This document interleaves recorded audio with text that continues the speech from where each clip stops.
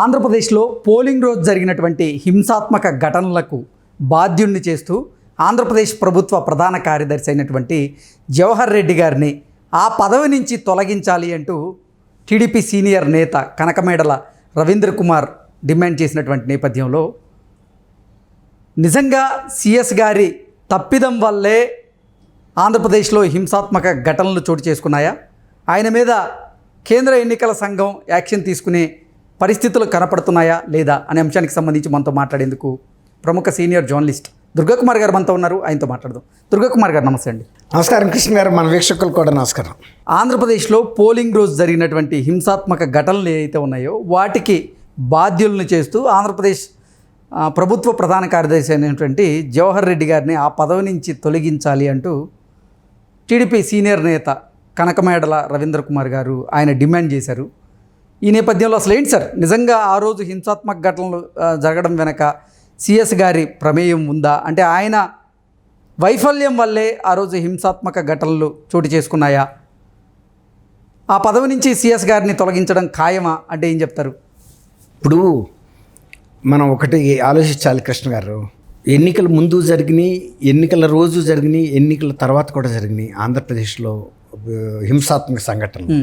ఇది గతంలో ఎప్పుడు జరగని విషయం. ఇది ఒక అసాధారణమైన పరిస్థితి ఆంధ్రప్రదేశ్ హిస్టరీ ఎప్పుడు కూడా చరిత్రలో కావాలంటే మనకి ఎట్లా అంటే కేంద్ర ఎన్నికల మాన్యువల్లో ఏ రాష్ట్రంలో ఏ ప్రాంతాల్లో ఏ నియోజకవర్గాల్లో ఎలాంటి భద్రతా చర్యలు తీసుకోవాలి, ఎలాంటి అదనపు జాగ్రత్తలు తీసుకోవాలనేది ఉంటుందండి కేంద్ర ఎన్నికల సంఘం దగ్గర. అది ఎట్లా మాన్యువల్ తయారు చేస్తారంటే అంతకుముందు జరిగిన సంఘటనలన్నింటినీ కంపైల్ చేసి ఏ సమస్యాత్మక ప్రాంతాలు సమస్యాత్మక రాష్ట్రాలు అనేది నిర్ణయిస్తారు. అలా నిర్ణయం జరిగిన గత 1950 నుంచి సార్వత్రిక ఎన్నికలు జరుగుతున్నట్టు 51 నుంచి అప్పుడు కూడా ఆంధ్రప్రదేశ్ అప్పటి నుంచి ఇవాళ 2019 వరకు కూడా సమస్యాత్మక రాష్ట్రంగా లేనే లేదు. కానీ గత 2019 నుంచి 24 వరకు జరిగిన ప్రభుత్వ పరిపాలన కంప్లీట్గా ఆంధ్రప్రదేశ్ చరిత్రకు భిన్నంగా జరిగింది, పరిపాలనే భిన్నంగా జరిగింది. కేవలం ప్రజల మీద దాష్టికాలు చేయటం, దౌర్జన్యాలు చేయటం, రాజ్యాంగ వ్యవస్థలను కూడా ఇలాంటి పనులకు ఉపయోగించడం, అంటే ప్రజల మీద దౌర్జన్యాలు చేయడానికి పోలీస్ శాఖను ఉపయోగించడం, ఎన్నికలు అనేది ఒక తంతుగా చేయటం, ఎన్నికల్లో పోటీ చేసే వాళ్ళని పిలిపించి బెదిరించడం, ఇది ప్రభుత్వ యంత్రాంగం చేత వాటి నామినేషన్స్ విత్డ్రా చేయించడం, ఇలా కొత్త సాంప్రదాయాలన్నీ ఆంధ్రప్రదేశ్లో వచ్చినాయి. దాంతో ఇవాళ కేంద్ర ఎన్నికల సంఘానికి కూడా కొంత తడబాటు జరిగింది. ఏంటి, ఆంధ్రప్రదేశ్ గతంలో ఇలా లేదు కదా, వాళ్ళు కూడా ఊహించలేకపోయారు. ఆ తర్వాత ఇంటెలిజెన్స్ రిపోర్ట్స్ని ఇంకా ఇంటెన్సిఫై చేశారు. అసలు ఏం జరుగుతుంది ఆంధ్రప్రదేశ్లో, ఎందుకు పోలీస్ వ్యవస్థ సరిగ్గా పనిచేయట్లేదు, మనం 2 సార్లు వెళ్ళి హెచ్చరించి వచ్చినా కూడా అదే తీరులో ఉంది, అంతకన్నా అధ్వాన పరిస్థితిలో ఉంది. ఈ అధికార పక్షం వాళ్ళు ఎన్ని హింసాత్మక సంఘటనలు చేసినా ఏవి జరగలేదు అన్నట్టుగా వ్యవహరిస్తున్నారు. దానికి బెస్ట్ ఎగ్జాంపుల్ ఏంటంటే పిన్నెల్లి రామకృష్ణారెడ్డి గారు 4 సార్లు ఎమ్మెల్యేగా గెలిచిన అని చెప్తున్న వ్యక్తి మాచర్లలో వెళ్ళి ఎవరు ప్రేరణ లేకుండా ఈవీఎం బాక్స్ని పగలగొట్టాడు, మెషిన్ని పగలగొట్టేశాడంటే, తర్వాత అక్కడ తెలుగుదేశం కార్యకర్తల మీద అత్యాయత్నాలు జరిగిన సంఘటన జరిగితే 13వ తారీఖున జరిగితే 21వ తారీఖు వరకు కూడా రాష్ట్ర ఎన్నికల సంఘం కానీ, జిల్లా యంత్రాంగం కానీ, లేకపోతే రిటర్నింగ్ అధికారి కానీ, ఆ బూత్లో పనిచేసిన పోలింగ్ ఆఫీసర్స్, ప్రిసైడింగ్ ఆఫీసర్లు కానీ, ఆ ప్రాంతంలో ఉన్న పోలీస్ స్టేషన్ బాధ్యులు కానీ ఎవ్వరు స్పందించలేదండి. ఏమీ జరగనట్టుగానే జరిగింది.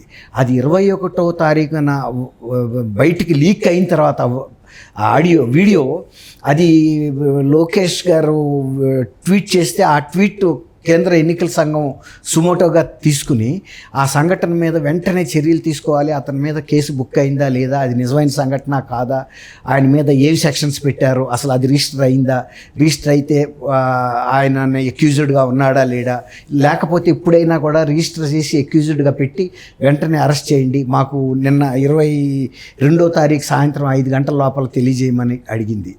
అసలు జరిగినాయి కూడా ఆయన్ని హౌస్ అరెస్ట్లో ఉన్న వ్యక్తి ఎలా వెళ్ళిపోతాడంటే, ప్రజాప్రతినిధి అరెస్ట్ అయిన తర్వాత ఇంటి బయట ఇంటి వెలుపల కూడా పోలీస్ బందోబస్తు ఉంటుంది, ఆయన గన్మెన్లు ఉంటారు. ఆయన ఈ సీన్ కట్ చేస్తే ఆయన అక్కడ మునిగి ఇక్కడ తేలాడు హైదరాబాద్లో, ఇక్కడికి వచ్చేటప్పుడు గన్మ్యాన్ కూడా ఉన్నాడు, డ్రైవర్ ఉన్నాడు, వెహికల్ ఉంది, సెల్ ఫోన్లు ఉన్నాయి. మళ్ళీ అవన్నింటిని వదిలిపెట్టేసి ఆయన తప్పుకున్నాడన్నారు, మేము అరెస్ట్ చేసామన్నారు, పటాన్ చెరువు పోలీసులు సహకారం తీసుకున్నామన్నారు, ఒక సెరామిక్ ఫ్యాక్టరీలో తలదాచుకుంటే మేము పట్టుకున్నామన్నారు, మళ్ళీ తర్వాత ఇదంతా తూచి ఏం జరగలేదన్నారు. ఇది కేవలం డ్రామా ఆడుతున్నారండి. కేవలం ఉన్నతాధికారులు ఆయన్ని కాపాడుతున్నారు. సజ్జల రామకృష్ణారెడ్డి గారితో ఆయనకు హాట్ లైన్ ఉందండి. ఆయన ఉన్నతాధికారులని ఆదేశించి ఆయన్ని ఒక సేఫ్ జోన్లో ఉంచి ఆయన పారిపోయేది లేదు, ఏమీ లేదండి. ఎల్టీటీ ప్రభాకర్ ఏం కాదు, పెద్ద ఉద్యమం చేస్తా అక్కడ తిరిగి ఇక్కడ తిరిగి ఇదంతా. కాబట్టి కేంద్ర ఎన్నికల సంఘం వాళ్ళకి ఎందుకు ఆంధ్రప్రదేశ్ పోలీసుల మీద తేడా అంటే ఒక గట్టి అభిప్రాయానికి రాగలిగారంటే వీటన్నిటిలో కూడా వాళ్ళు ఇది నిర్లక్ష్య వైఖరి చేశారు. ఇది కేంద్ర ఎన్నికల సంఘాన్ని, కేంద్ర ప్రభుత్వాన్ని కూడా నగుబాటు చేశారనేది వాళ్ళకు ఒక స్పష్టమైన అభిప్రాయం ఏర్పడిందండి. అందుకే ఇప్పుడు కేంద్ర ఎన్నికల సంఘ అంటే పర్యవేక్షణలోనే ఇప్పుడు ఈ కేసు. సార్, ఈ వైఫల్యాలన్నింటికీ బాధ్యుణ్ణి చేస్తూ ఇప్పుడు జవహర్ రెడ్డి గారిని ఆ పదవి నుంచి తొలగించేటువంటి అవకాశం ఉంటుందంటారా? ఇప్పుడు తెలుగుదేశం లీడరు ఈయన కనకమేడల రవీంద్ర కుమార్ గారు గతంలో కూడా ఈయన మీద 2-3 సార్లు కూడా ఫిర్యాదు చేశారండి. ఇది 4వసారి. ఆయన ఎప్పటికప్పుడు ప్రభుత్వ దృష్టికి తీసుకొస్తున్నారు, కేంద్ర హోంశాఖ దృష్టికి, కేంద్ర ఎన్నికల సంఘం దృష్టికి కూడా ఈ దౌర్జన్యకర సంఘటనలన్నిటికీ. ఇప్పుడు ఆయన వల్లే కాకపోయినా ఆయన వల్ల కూడా జరిగిందని చెప్పడానికైతే ఉంది. ఆయన రాష్ట్ర ప్రభుత్వానికి మెయిన్ లీడరు, డీజీపీ కూడా ఆయన పర్యవేక్షణలో పనిచేయాల్సిందే. నా లా అండ్ ఆర్డర్ నా సబ్జెక్ట్ కాదంటానికి లేదండి, అది జనరల్ అడ్మినిస్ట్రేషన్లో ఒక పార్టీ లా అండ్ ఆర్డర్ కూడా. కాబట్టి సిఎస్ కూడా బాధ్యత వహించాల్సింది ఇందులో. సిఎస్ని ఇంతవరకు తప్పించకపోవటం వల్లనే ఇప్పుడు ఈ పిన్నెల్లి రామకృష్ణారెడ్డి వ్యవహారంలో కూడా సిఎస్ గారి పాత్ర లేదనుకోవడానికి వీల్లేదండి. తర్వాత పిన్నెల్లి రామకృష్ణారెడ్డి ఇప్పుడు సామాజిక వర్గాల గురించి మాట్లాడుతున్నాడు. ఒకే సామాజిక వర్గానికి చెందిన ముఖ్యమంత్రి, రాష్ట్ర ప్రభుత్వ ప్రధాన కార్యదర్శి, డీజీపీ ఒకే జిల్లా వాళ్ళు, తర్వాత ఆయనకు ప్రధాన కార్యదర్శిగా సలహాదారుగా ఉన్న సజ్జల రామకృష్ణారెడ్డి అదే జిల్లా వ్యక్తి. ఇంతమంది ముఖ్యులంతా ఒకే జిల్లా ఒకే సామాజిక వర్గం ఉన్నప్పుడు ఈయన దౌర్జన్యాలన్నింటినీ కాపాడుతూ వచ్చినప్పుడు పిన్నెల్లి రామకృష్ణారెడ్డి కనపడలేదా? ఒక్క కారంపూడిలో నారాయణ స్వామి అనే ఒక ఇన్స్పెక్టర్ని, అది కూడా ఇప్పుడు ఎన్నికలు 2 రోజుల ముందు కేంద్ర ఎన్నికల సంఘం ఆ ఫెయిల్యూర్ అయ్యాడు ఆ ఇన్స్పెక్టర్ అని 3 సభ్యుల పేర్లు తెప్పించుకుని అందులో ఒకళ్ళని ఎన్నిక చేసింది. ఆ సామాజిక వర్గం ఏంటో వాళ్ళకి తెలియదు కదా, కేంద్ర ఎన్నికల సంఘానికి తెలియదు కదా. ఎఫిషియన్సీ వాళ్ళకి ఇచ్చిన డీటెయిల్స్ వలన ఆ డీటెయిల్స్ పంపింది సిఎస్ కాదా, ఈ గుప్తా గారు కాదా, డీజీపీ కాదా? కాబట్టి ఇవాళ సామాజిక వర్గాల గురించి, దౌర్జన్యాల గురించి మాట్లాడుతున్నాడు. ఆయన్ని ఆ ఊళ్ళలో ఎదుర్కొన్నారు. ఇప్పుడు ఈ అక్రమాలు చేస్తుంటే అడ్డుకున్నారు. మీరందరూ కూడా మనందరం చూసాం, ఆ వీడియోలో చూసాం. పరిగెత్తుకుంటా అతను వెళ్ళిపోయాడు. అతను తెలుగుదేశం ఏజెంట్ అంట. గతంలో అసలు తెలుగుదేశం ఏజెంట్లు కూర్చునే సాంప్రదాయం అక్కడ లేదు, అట్లాంటి అనుకూల పరిస్థితి లేదు, కూర్చొనివ్వలా. ఈసారి ఎదురు తిరిగి కూర్చున్నారు కాబట్టి నేను ఓడిపోతాననే భయంతో ఒక మహిళతో కూడా ఆయన చాలా దుర్భాషలాడుతూ మాట్లాడాడు. ఎన్నికల ఆవరణలో, బూత్ ఆవరణలో మాట్లాడకూడదు కదండి.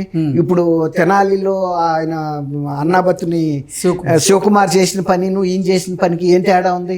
నువ్వు 4 సార్లు సీనియారిటీ ఉందని చెప్పావు, కానీ ప్రజాస్వామ్యంలో ఎలా గౌరవంగా ఉండాలనేది తెలియదు నీకు.